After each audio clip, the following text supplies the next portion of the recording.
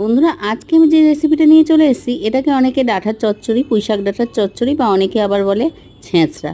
তো মাছের মাথা দিয়ে এই পুঁইশাক ডাঁটার চচ্চড়ি করব, তার মধ্যে কাঁঠালের বীজ দিয়েছিলাম। কাঁঠালের বীজ দিয়ে এই পুঁইশাক ডাঁটার চচ্চড়ি খেতে কিন্তু দারুণ লাগে বন্ধুরা।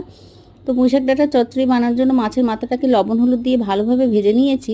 তারপর কড়াইতে ওই তেলের মধ্যেই দিয়ে দিয়েছি জিরে, শুকনো লঙ্কা, তারপর পেঁয়াজ কুচি দিয়ে দিয়েছি, আদার পেস্ট, রসুনের পেস্ট, লবণ, হলুদ দিয়ে দেবো। তারপরে দিয়ে দেবো কাঁচা লঙ্কা চেরা, জিরে ধনের গুঁড়ো, শুকনো লঙ্কার গুঁড়ো দিয়ে মশলাটাকে ভালোভাবে কষিয়ে নেওয়ার পরেই তারপরে কেটে রাখা পুঁই শাকটাকে দিয়ে দেবো। দিয়ে এটার সঙ্গে ভালোভাবে কষাবো।